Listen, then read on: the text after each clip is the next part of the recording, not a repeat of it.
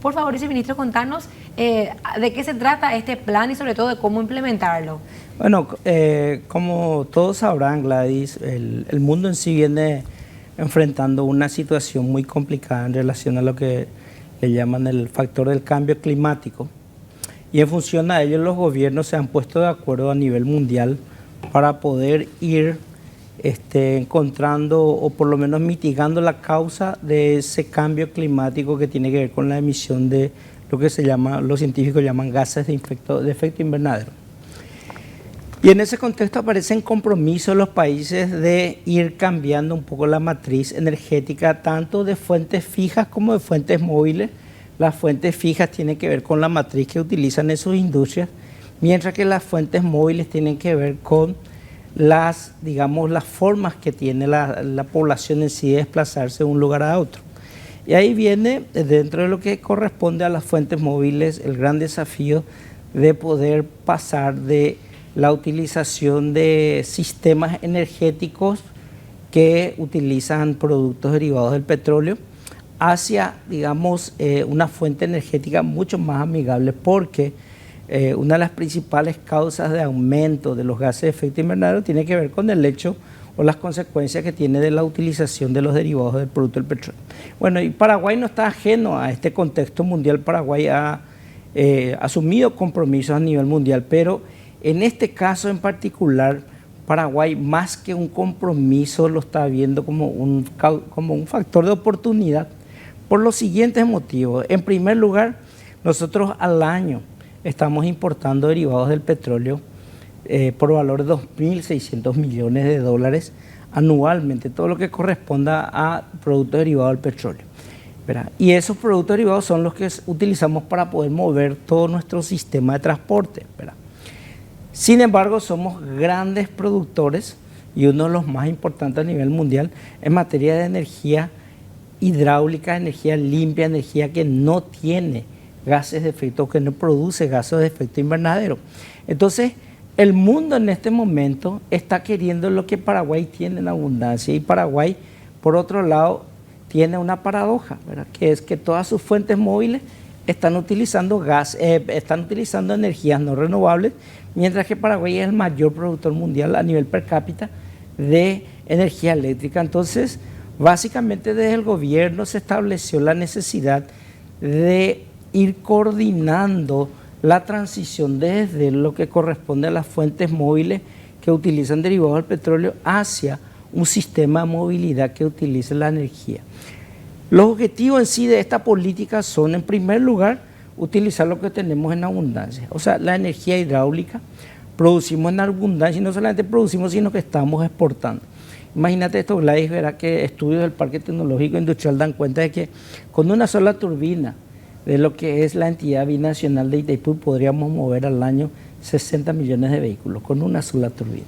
Y ahora que estamos hablando de esto de la crisis del transporte público, viceministro, qué importante aprovechar estas oportunidades que tenemos en Paraguay para cambiar todo lo que haya que cambiar en este momento. Es decir, decía en esta presentación en el MIC el otro día, creo que fue el ministro, o no recuerdo si fue una de las directoras del MIC, que hablaba de que uno de los principales consumidores del combustible derivado del petróleo es el transporte público. Así mismo, y en el transporte público tenemos dos grandes desafíos que justamente el ministro en ese contexto es donde pasó a liderar lo que es la creación de un Consejo Estratégico para la Movilidad Eléctrica, que fue creado a través de un decreto, y él básicamente sostiene dos grandes desafíos en el tema de lo que es transporte público. En primer lugar, esa transición.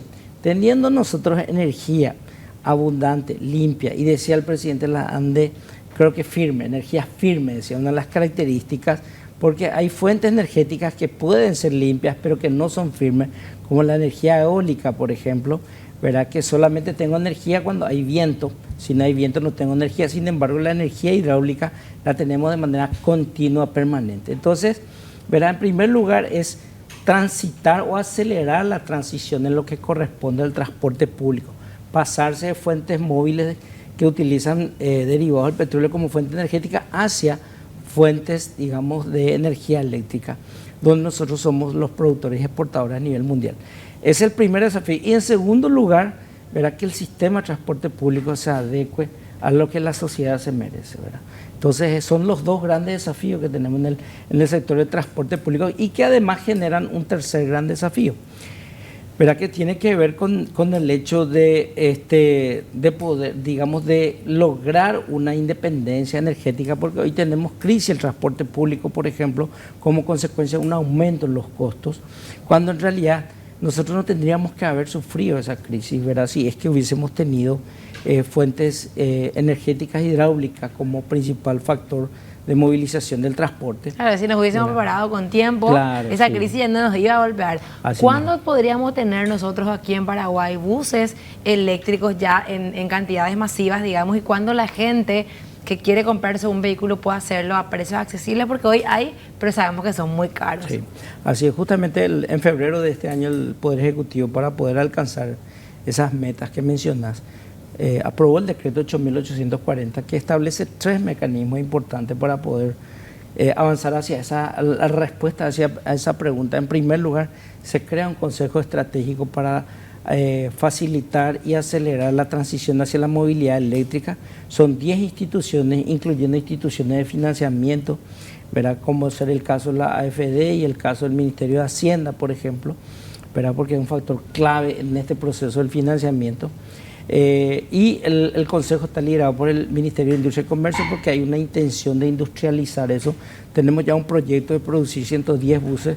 Creemos nosotros que para el 2024 estos 110 buses ya van a estar en circulación, que serían buses originarios de Corea, pero que se estarían desarrollando en el Paraguay, en el ámbito del Parque Tecnológico de Itaipú, ¿verdad? Y también el otro aspecto estratégico de la creación del Consejo viene con la implementación de una estrategia de movilidad eléctrica, donde justamente hicimos el lanzamiento hace un poco más de una semana. Esa estrategia contempla básicamente 4 objetivos estratégicos, identifica 6 beneficios y establece 5 ejes estratégicos que se convertirían en los grupos de trabajo. Viceministro. En tercer lugar, un aspecto muy importante, se establece la ventanilla única para la movilidad eléctrica, que es un poco un mecanismo que nos va a permitir ordenar, porque hoy se está trabajando por separado. Sin embargo, la ventanilla única nos va a permitir que todo se trate en un mismo espacio de trabajo, incluyendo el financiamiento.